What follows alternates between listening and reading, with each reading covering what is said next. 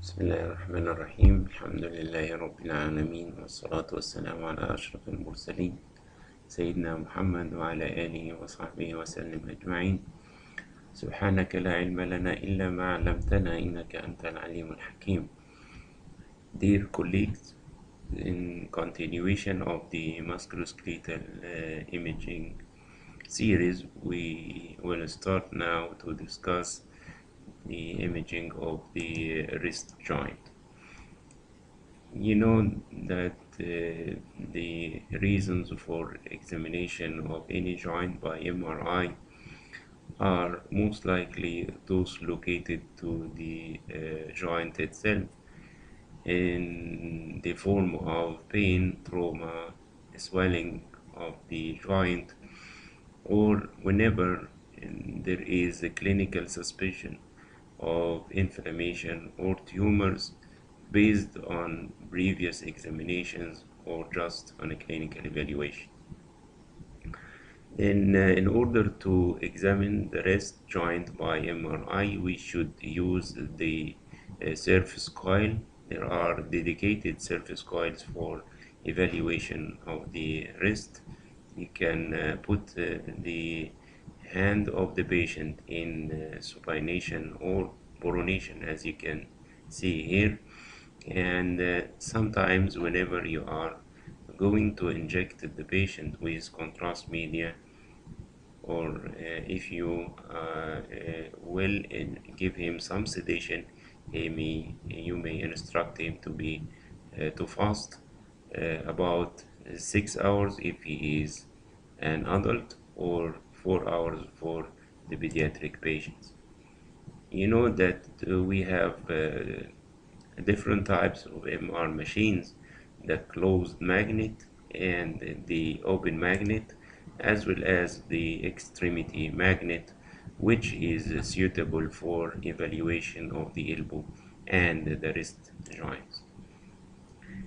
The technique of examination includes the use of the surface coil and the selection of the suitable field of view, which is very important that you select the appropriate field of view in the wrist and in the ankle joints.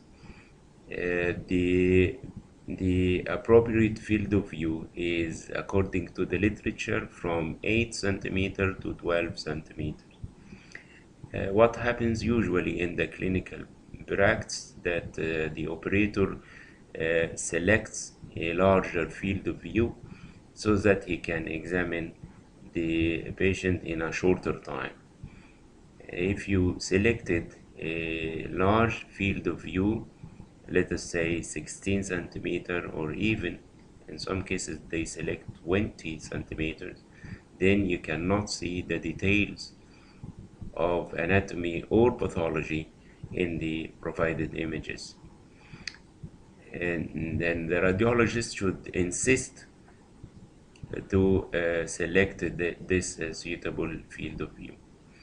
And we have to examine the wrist in the T1 and T2 weighted images, and also in different planes. And usually we have in the coronal T1 and gradient and stair images, and we have axial T1 and T2 weighted images, and we usually have a sagittal T2 or gradient image, which images which are usually helpful in evaluation, especially of the phalangeal pathology.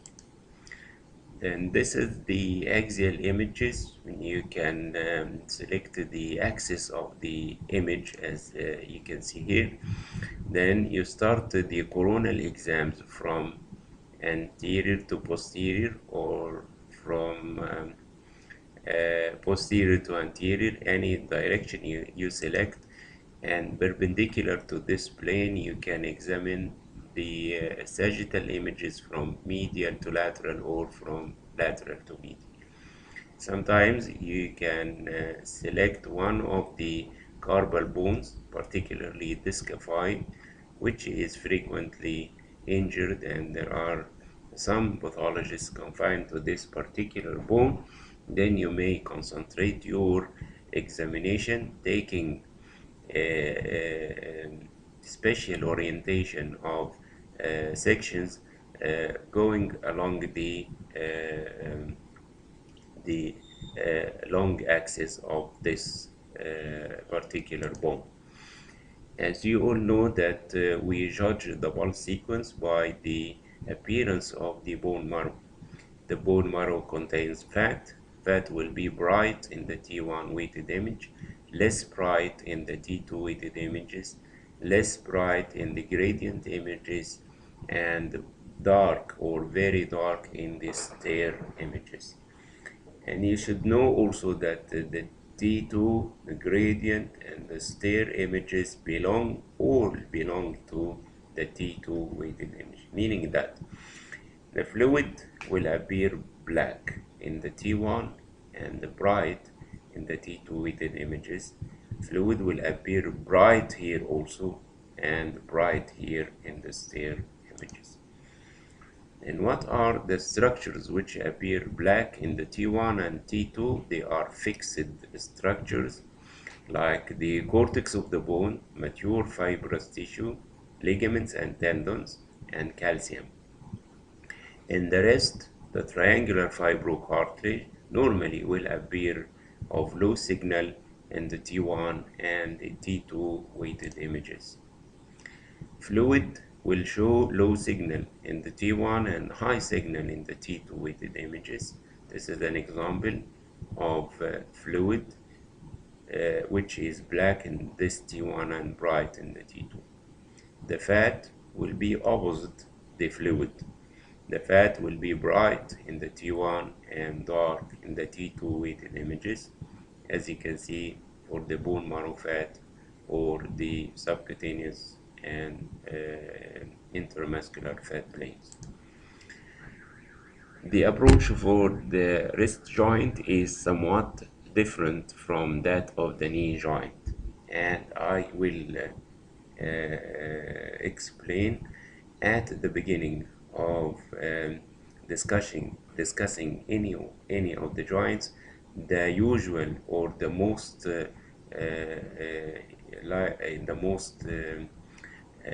reasonable approach, in my opinion, to handle the joint and to go through the anatomy and the pathology. The approach of the wrist joint depends on the pathology, and we will have some anatomic details. Then we'll discuss ligamentous injuries and injuries of the triangular fibrocartilage complex. Then we'll have some knowledge about the carpal tunnel syndrome and fractures and avascular necrosis around the wrist, and some of the other conditions that will be handled also: the ulnar variance, the ulnar impaction syndrome, ganglion cysts and tenosynovitis, and finally the carpal coalition. Starting by the anatomy, you know that the radius and ulna articulate with each other in the distal radioulnar joint, and you know that there is a notch in the distal part of the radius which is known as the sigmoid notch. This is the sigmoid notch where the ulna can articulate with the radius in this distal radioulnar joint. This joint is best evaluated in the axial images, but it can also appear in the coronal images. This is the radius and this is the ulna. This is the distal radioulnar joint. Then you have the radiocarpal joints between the radius and the carpal bones, and the mid-carpal joint between the carpal bones themselves. Then the distal radioulnar joint is the articulation between the radius and ulna through the sigmoid notch. The sigmoid notch articulates with the ulna, and anyone can palpate the dorsum of his wrist will feel this bony projection, which is known as Lester's tubercle on the dorsal surface of the radius. This tubercle is important in anatomy because it is considered an anatomic landmark for this tendon and these tendons as well. I will discuss this in a moment. And if you put the hand in the supination or in the pronation or in the neutral position, like the lateral view of the wrist by the X-ray, then there should be some changes in the relation of the ulna to the radius in different positions. In the supination, the ulna will be displaced slightly towards the volar surface of the wrist, while in pronation, the ulna will be towards the dorsal aspect of the wrist. In the neutral position, the ulna will fit directly into the sigmoid notch. So, before interpreting a certain pathology in the distal radio-ulnar joint, you should know the way by which the patient was examined. Starting by the carpal bones. And you know that there are a lot of ways to remember their names, but I recommend to you the simplest way is by remembering their accurate names. You know that this is the radius and this is the ulna. This is the most important, in my opinion, bone in the carpus, which is the scaphoid. And you know, next to the scaphoid is the lunate bone, then the triquetral. And you know that the basiform is here, but it does not appear because it is not on the same plane of these carpal bones. You can appreciate the basiform in the plane X-ray. Then the last bone in this row, according to MRI, is the triquetrum, which ends by the letters UM. Then the first bone here in the distal and the distal row of the carpal bones will start also by the UM, and this is the trapezium. Next to the trapezium, its sister, which is the trapezoid. Then you got the capitate and hamate. Finally, you have the carpal bones. Then, if you look carefully here, this is the radius and this is the ulna. Then this is the scaphoid, this is the lunate, and this is the triquetrum. Between the scaphoid and lunate, there is an important ligament which is known as the scapholunate ligament. This scapholunate ligament is pyramidal in shape and is insinuated between the bones, both bones. Also, there is a small ligament between the lunate and the triquetrum, and this is the lunotriquetral ligament. This ligament is horseshoe in shape, and many times it is absent, and this is considered a normal variant. And injuries of the scapholunate ligament are important. This ligament is injured usually at its mid portion, and you can appreciate this ligamentous injury more better if you have MR arthrography of the wrist. This is the scaphoid, this is the lunate, and the scapholunate ligament is torn at its middle part. According to Mayo Clinic, there are different appearances or types of the scapholunate ligament. This is type 1, which is considered normal. Type 2, there is an abnormality within the triangle of the scapholunate, and this is degeneration. Type 3, the apex is missing. Type 4, the base is partially affected. And type 5, which indicates the full thickness tear of the scapholunate ligament. You can see here the configuration of the ligament and the site of the tear. This is also an example of scapholunate ligament injury. You see the defect within the ligament. This is the scaphoid, the lunate, the triquetral, the lunotriquetral ligament is absent, as I have said.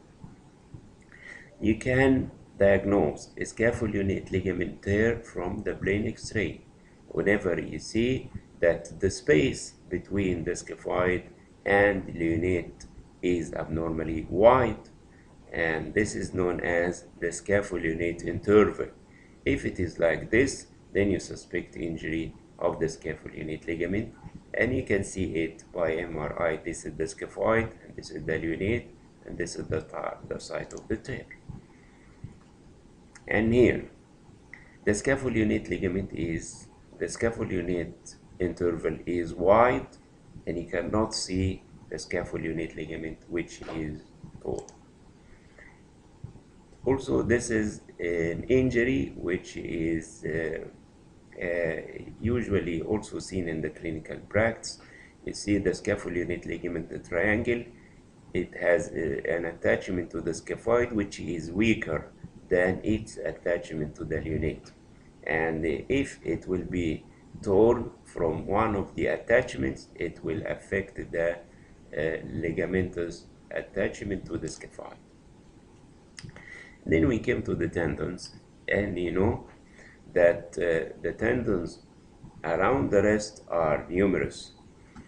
Then I would like from you to slightly concentrate with me so that you are able to remember all of these tendons around the wrist, those on the volar aspect and those on the dorsum of the wrist. You know that this is the trapezium, and this is the trapezoid, this is the capitate, and this is the hamate. The hamate has a famous hook. The trapezium has a small tubercle. Between the tubercle of the trapezium and the hook of the hamate stretches the flexor retinaculum. And the flexor retinaculum will cover the carpal tunnel. The carpal tunnel will contain the tendons of the flexor digitorum superficialis and the profundus. And it also contains the median nerve, which can be identified by its intermediate signal compared to the dark signal of the tendons. Whenever you put your finger on the median nerve and you go to the dorsal aspect, the tendon which is immediately dorsal to the median nerve is the tendon of the flexor pollicis longus. Then inside the carpal tunnel, you see the flexor digitorum, profundus, and superficialis. You cannot discriminate those from others, but you can easily appreciate the median nerve and then go dorsally, and this is the tendon of the flexor pollicis longus. Then look carefully here. If you are cutting the wrist proximal to the level of the flexor retinaculum, you know that this is the ulna and this is the radius. Then these are the flexor tendons and these are the extensor tendons.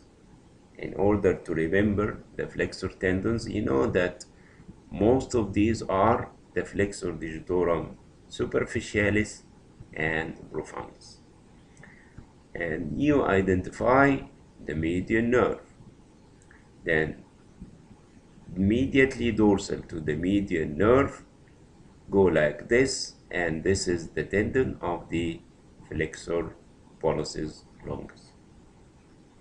Then on the ulnar side, you will see the flexor carpi ulnaris.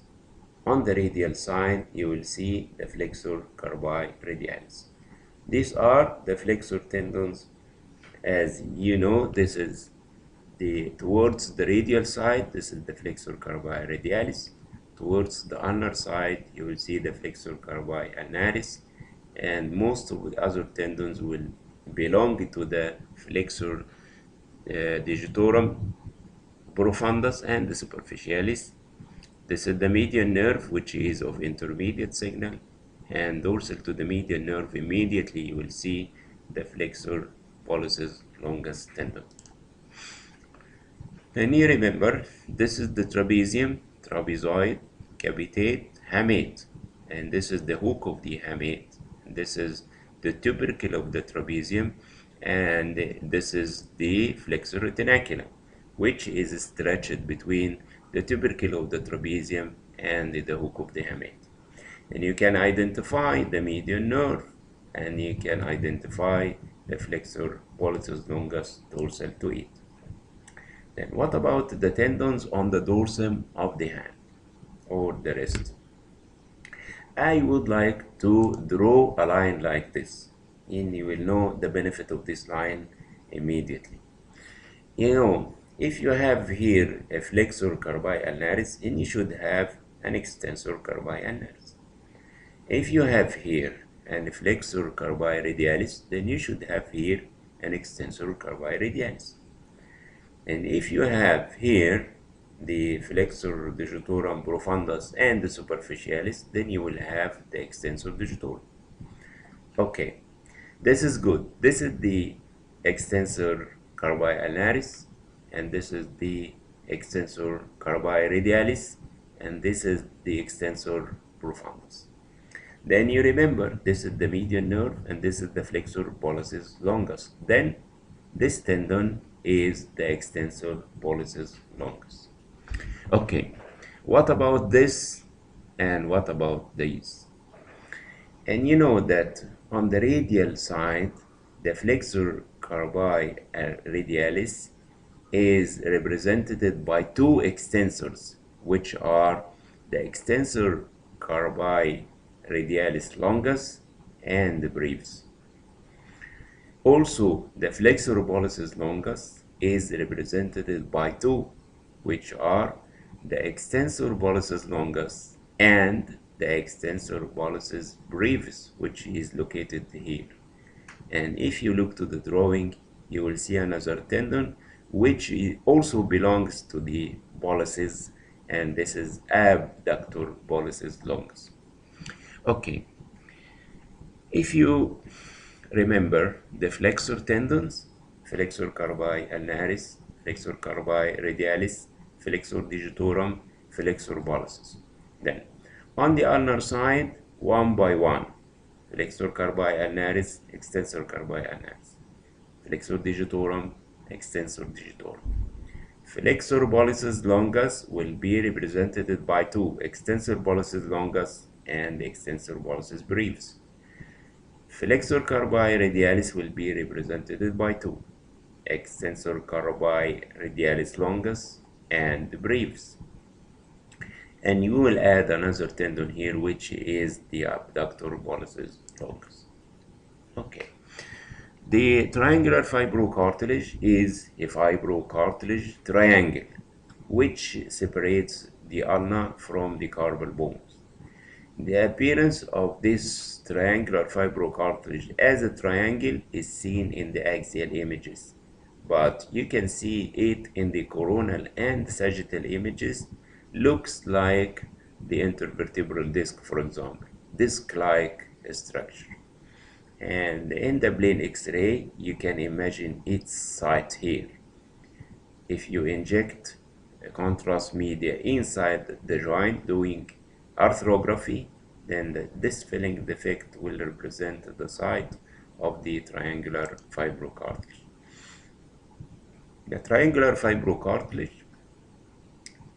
connects the ulnar styloid process to the medial surface of the radius. It will appear as a triangle in the axial image with its apex at the ulnar styloid process. And you know, this triangular fibrocartilage is very important for stabilization of the distal radioulnar joint. So, if this triangular fibrocartilage is torn, you will get abnormal relation between the ulna and radius through the distal radioulnar joint. This is the appearance of the triangular fibrocartilage in the coronal image. And you see disc-like structure of low signal in all pulse sequences. Also, in the sagittal images, look for the distal end of the ulna, and more distally you can see the disc-like structure which represents the triangular fibrocartilage.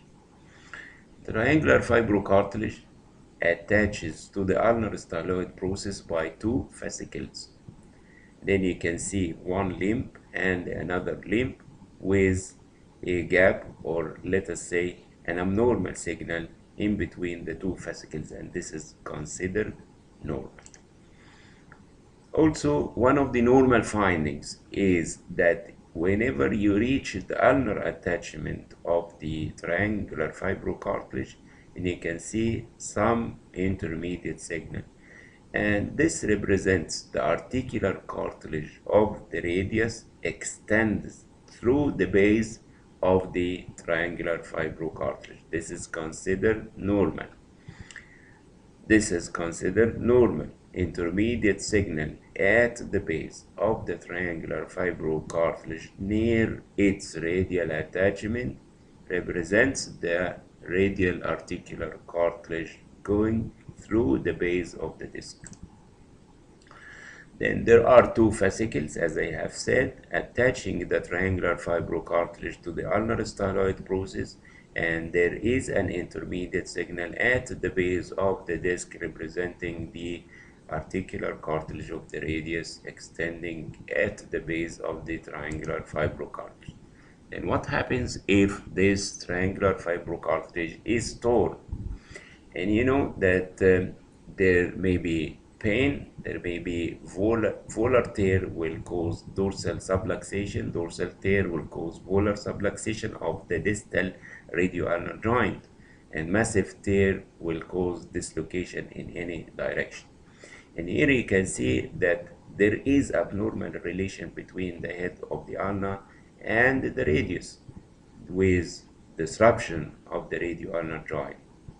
And you should remember that traumatic tears of the triangular fibrocartilage usually occur near the radius in younger patients, while degenerative tears usually occur near the ulna in old patients. Then, if you look carefully here, and you see that the triangular fibrocartilage is not reaching the radial attachment, there is a defect here, and this is tear near the radial attachment, you know that if the triangular fibrocartilage is torn, there will be leakage of contrast or joint fluid into the distal radioulnar joint. This is one of the values of sagittal images, is to assess the integrity of the triangular fibrocartilage. This is normal, and this is torn at its middle part. And here there is a defect or avulsion of the ulnar attachment of the triangular fibrocartilage with leakage of contrast between the triangular fibrocartilage and the ulna. Also in this image you can see there is tear of the scapholunate ligament. This is also an example of a triangular fibrocartilage injury at this particular site, which is seen in the T2 weighted images and in the gradient images as well. You see the site of the tear. Then tear of the triangular fibrocartilage in this particular example, and you see this is the site of the tear, this is the rest of the triangular fibrocartilage, and this is the normal attachment of the triangular fibrocartilage to the radius. The defect is here. And this is also a focal tear of the ulnar aspect of the triangular fibrocartilage here. And this is the rest of the triangular fibrocartilage. This is the normal attachment of the cartilage to the radius. Then what do we mean by ulnar variance? Normally, the ulnar articular surface is usually at the same level, forming a smooth curve with the radial articular surface. But if the ulna is shorter, let us say shorter than the radius, and this is known as negative ulnar variance. If the ulna is relatively longer than the radius, then you call it positive ulnar variance. Any type of ulnar variance will affect the triangular fibrocartilage, either by degeneration or by tear. And you see that this ulna is shorter than the radius, and the triangular fibrocartilage is swollen, and it shows intermediate signal denoting its degeneration. This is negative ulnar variance with degenerated triangular fibrocartilage. This is positive ulnar variance. You see the ulna, and the triangular fibrocartilage is intact but is markedly deformed, as you can see here. And this is if the ulna is more, let us say, longer than the radius, it will impact against the lunate bone. And you remember that the triangular fibrocartilage lies in between. Then, positive ulnar variance may result in tear or degeneration of the triangular fibrocartilage, and also degenerative changes in the facing portion of the lunate bone. And if this happens, this will be known as ulnar impaction syndrome or ulnar abutment syndrome. And here you see this ulna is positive, and you can see the tear of the triangular fibrocartilage and the bone marrow changes in the lunate bone. And this is positive ulnar variance with torn triangular fibrocartilage, bone marrow edema of the lunate bone, and this is known as ulnar impaction syndrome. This is also another example, and you can see the tear in the triangular fibrocartilage and also the changes in the lunate bone. Ulnar impaction syndrome is usually associated with triangular fibrocartilage injuries, lunate cartilage degeneration, lunate bone marrow changes, lunotriquetral ligament disruption, and wrist instability. This is an example of ulnar impaction syndrome by CT coronal reconstruction and MRI coronal T1 weighted image. You see the changes in the lunate bone, you see the positive ulnar variance, and if you look carefully, the triangular fibrocartilage, you can feel that there is some injury here. Then we came to the carpal tunnel syndrome. And carpal tunnel syndrome means that the median nerve within the carpal tunnel is compressed or is suffering. Let us say the median nerve is suffering within the carpal tunnel. Normally, the median nerve is elliptical in shape, and it shows intermediate signal in all pulse sequences in T1, T2, and gradient images. Then, if there is a change in the size or the signal intensity of the nerve, you consider the presence of carpal tunnel syndrome. The nerve is elliptical in shape, as I have said. A swelling of the nerve or flattening of the nerve associated with a change in the signal are diagnostic signs of carpal tunnel syndrome. Nerve swelling, nerve flattening, increased signal on T2, and bowing of the flexor retinaculum. You know, the flexor retinaculum is horizontally stretched between the tubercle of the trapezium and the hook of the hamate. And bowing of the flexor retinaculum means that there is increased pressure in the carpal tunnel, which is one of the supportive signs of carpal tunnel syndrome.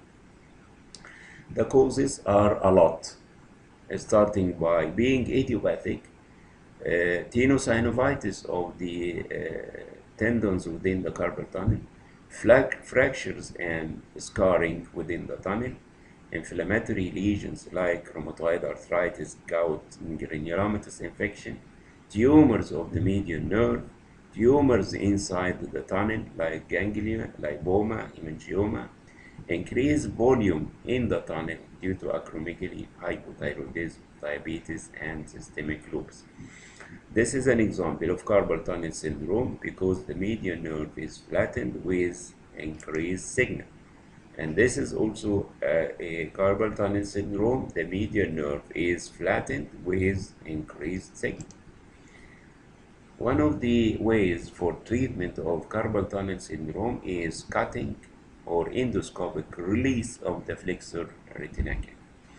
And you see here there is a release of the flexor retinaculum, and this is the median nerve. And this is an example of carpal tunnel syndrome secondary to fracture of the hook of the hamate. There is flattening and increased signal of the nerve in the T2 weighted image. This is a known tumor of the median nerve, which is known as fibrolipomatous hamartoma. This fibrolipomatous hamartoma results in marked increase in the size of the median nerve. And being lipoma, you can see a high signal, and inside this high signal you can see dots or lines of black signal representing the fibers of the nerve. And sometimes they relate this to the appearance of the spaghetti. And you see here there are multiple lines representing the fibers of the nerve associated with extensive enlargement due to lipomatous infiltration. Also, simple lipoma can occur inside the carpal tunnel like this one, and they increase the pressure resulting in carpal tunnel syndrome. Tenosynovitis of the flexor digitorum, the profundus and the superficialis will result in increased pressure inside the carpal tunnel and abnormal signal and the shape of the median nerve. Also, tenosynovitis, this is an example. You see, this is the carpal tunnel, and there is fluid signal within the carpal tunnel, and here after contrast enhancement, and you get some enhancement, meaning that there is synovial thickening and inflammation in a case of rheumatoid arthritis.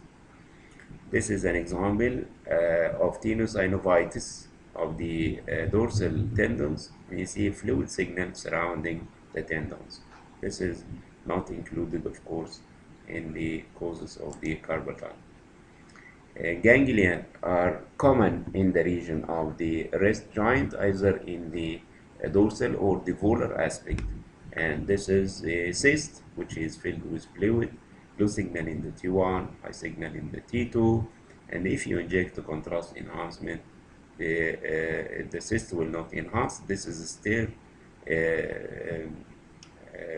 this is the T1 fat suppressed post contrast image, and you cannot see enhancement of the cyst.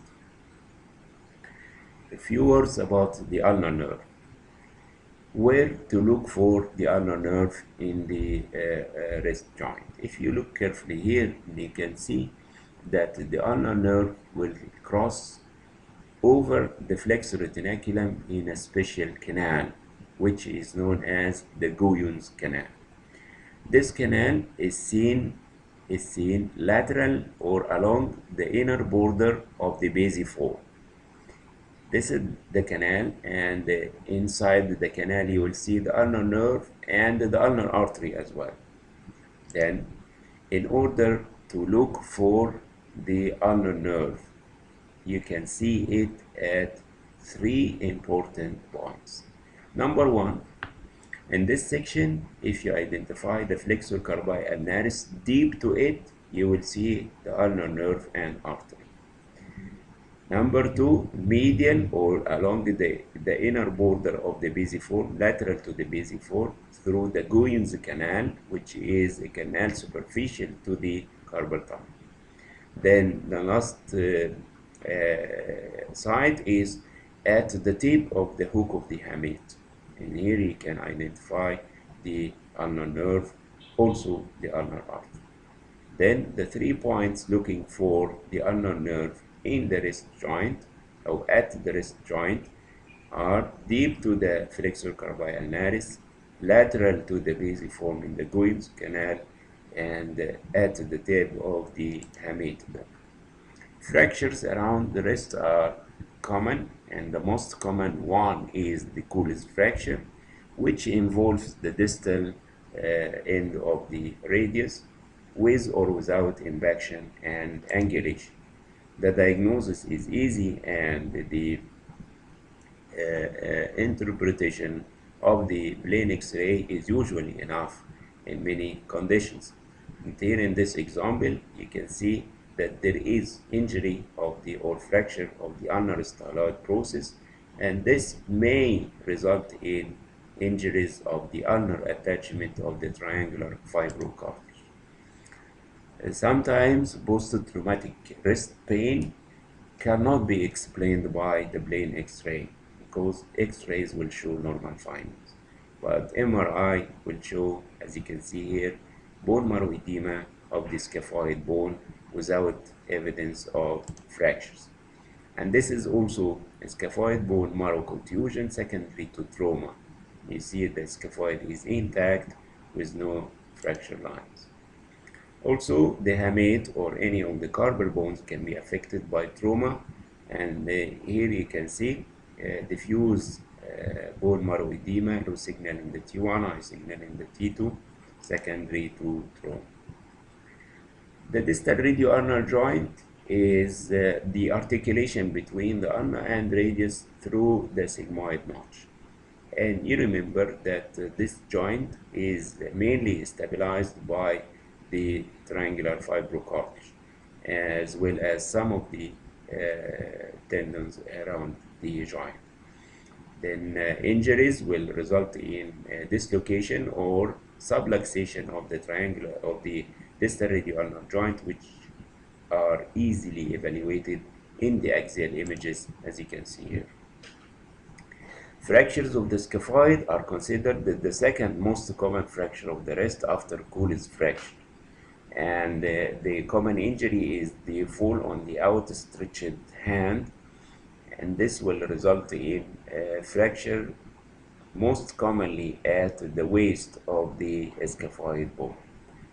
The scaphoid fractures usually may show some complications like delayed union or the development of avascular necrosis, especially of its proximal pole, or may be associated or result in osteoarthritic changes due to non-healing, and also may be associated with carpal tunnel syndrome.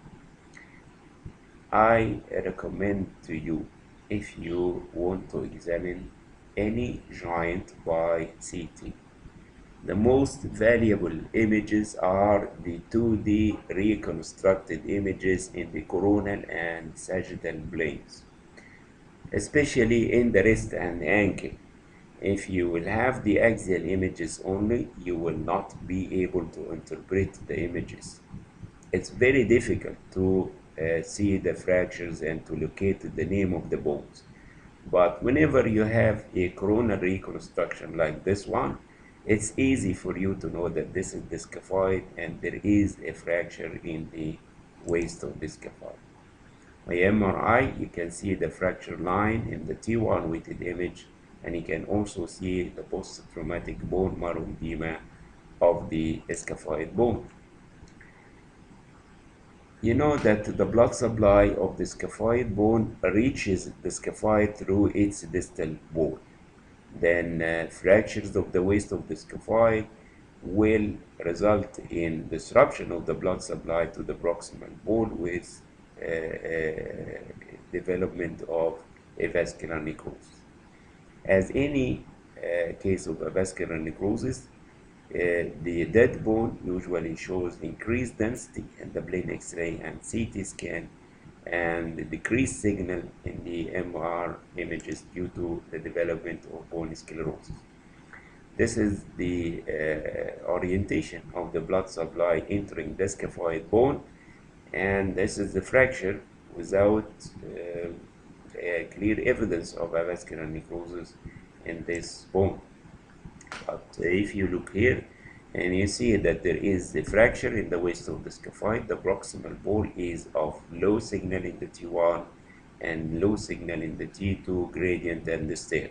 This means that there is avascular necrosis of the proximal bone.